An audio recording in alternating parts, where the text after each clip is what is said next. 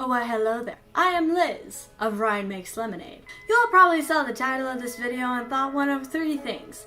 Either, oh, something different than her usual dumpster fire videos? Oh yes, please. Or, oh, it's someone talking about musicals. I like musicals, so I guess I'll give it a try. Or, oh, I forgot I subscribed to this person.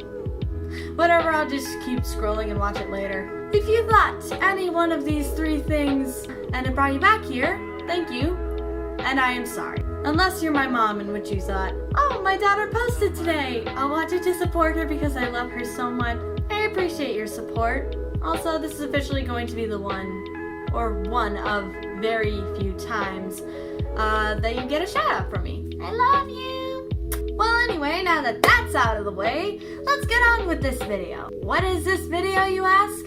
Or probably don't. I don't know, all of you. It was originally going to be a video where I talk about my pop figures for an unknown amount of time, but I didn't actually think about how that was going to work, so that idea is now in the garbage, never to be seen again. Instead, we'll talk about my favorite musicals and why I love them so much. I'll talk about them in order of my Spotify playlist to make this video a lot easier for me to script, because this is scripted. Alright, let's get this started.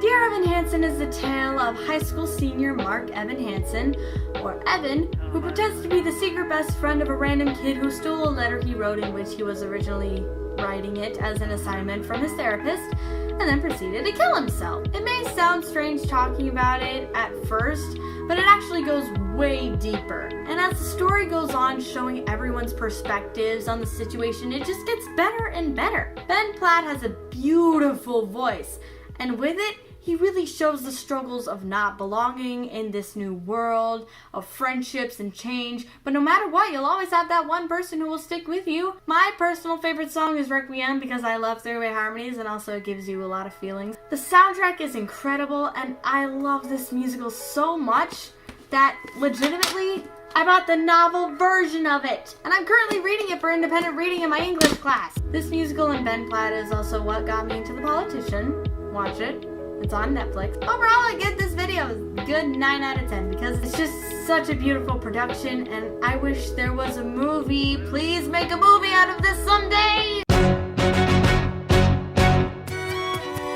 Lin-Manuel Miranda is one of my favorite role models when it comes to musical theater because of obvious reasons you don't need me to list. Hamilton is the story of Alexander Hamilton in musical form, and can I say, since the movie came out, it just got so much better. The visualizations are stunning, the choreography is incredible, and of course the music is phenomenal. Catchy rap and sweet lyrical melodies all at the same time. You wouldn't think it'd go together, but it does. Lynn, buddy, you've made the impossible happen. My favorite song from this musical is Satisfied, and if you go listen to it now, I wouldn't really need to explain anything. And one more thing, because this musical's existence, there's only one thing left to say. In the words of Dean Pelton, Jesus, what? 10 out of 10.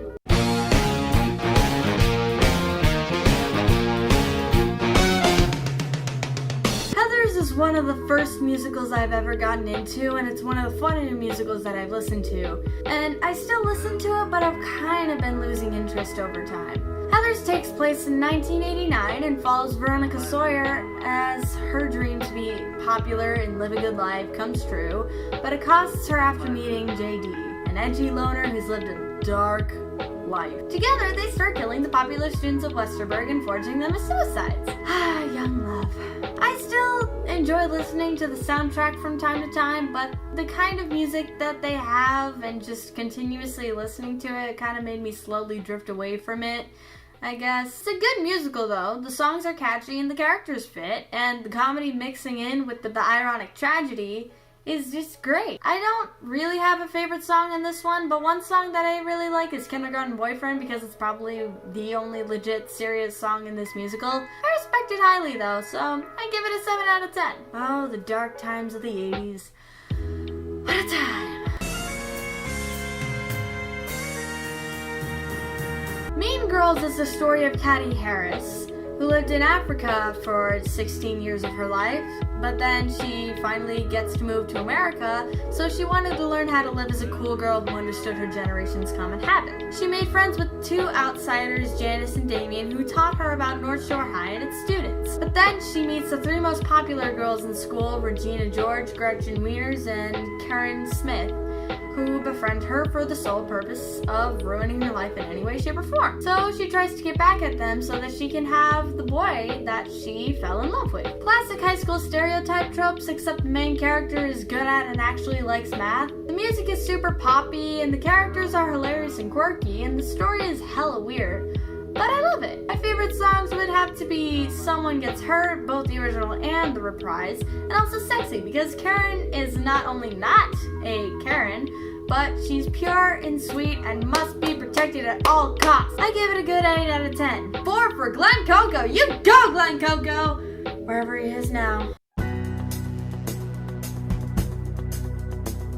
I'm gonna be honest with you, I've sort of lost interest in this musical a while ago, so I've had to kind of look back at this. This is about Jeremy here, a loser kid who gets bullied by an insecure bisexual, has a crush on a feminist theater girl, and is best friends with a vintage 90s born in the wrong generation, so obviously homosexual gamer boy. And all this kid wants is to be cool, so he takes a drug with a computer in it who tells him how to be cool. This musical, looking back at it, is pretty relatable and common sense, except for the computer drug thing. There's not really much for me to say since it's not really my favorite, so I rate this a 5 out of 10 because I've lost interest like a while ago and I'm kind of sick of the music. Although a song that I've stuck to liking in a way is a guy that I'd kind of be into because Christine.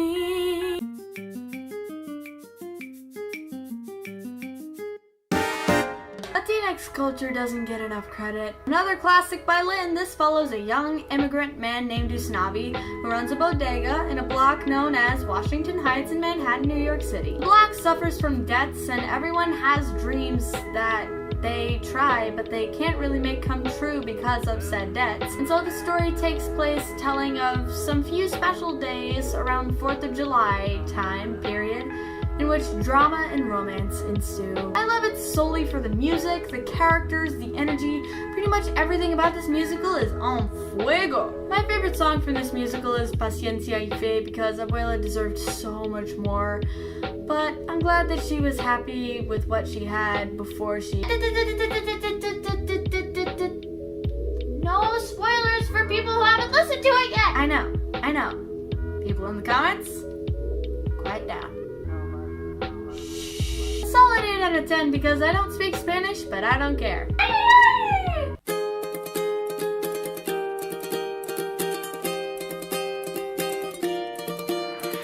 This musical is all ladies, people. This one is about the 6 wives of King Henry VIII of England and telling their stories and competing for who was the best wife of all of them. Music has so much variation because of which queen is singing, and like all of their songs are very different because they all have different stories, and I just love how it all comes full circle with them telling stories of lives that they could have had, and it's beautiful. My favorite song is sort of a tie between No Way and All You Wanna Do because relatable. Good close 9 out of 10. Not really much to say because it pretty much explains itself. Also, it's British, you figure, and that is all.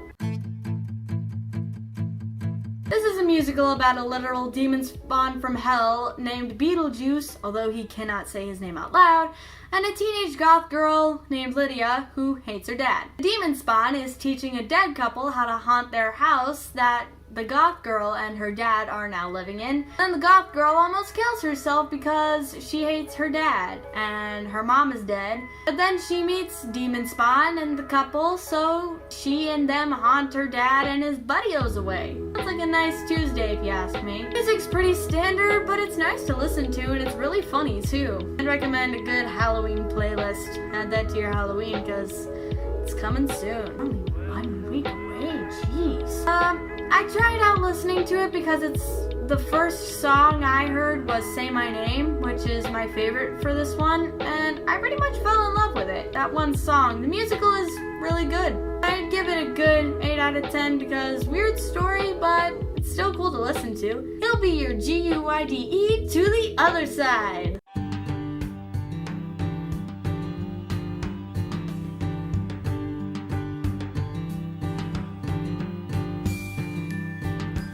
only got into this a couple months ago. No regrets. I also had my stepmom binge listen to it for 2 days straight. No regrets. This musical is the definition of just absolute beauty. This musical has so much heart and just words cannot describe how much this musical means to me. The pure sound and emotions of the lyrics are just so wonderful. I can't describe with words how I feel about this. This video is bad for my health. Oh, whoops, I forgot to tell you what it is first. This is the legendary Greek story of Orpheus and Eurydice and the god's song of love.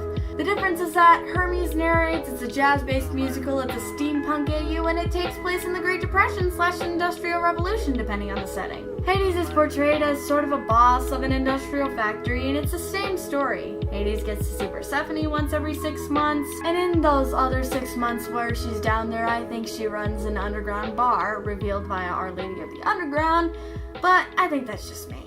But one year he brings her down too early so he could try to keep her there. She's not impressed, so when Orpheus has his back turned, Hades kidnaps Eurydice, but then Orpheus has to get her back, and etc, etc, etc. If you know the story, then you probably know what the story is about. Listen to it yourselves though, I can't explain everything to you. Anyway, since this musical has run its train over my heart, I give this a 10 out of 10. My favorite song was Epic 3 for a while, but it's recently changed to Flowers because it slaps. But every song in this musical is just so good. Like, you don't even know how good it actually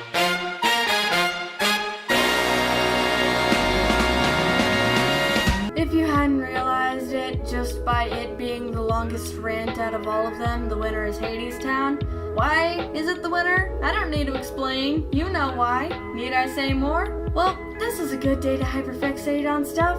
Love ranting about my favorite things. It's just so satisfying for me. Sorry this video was a little long.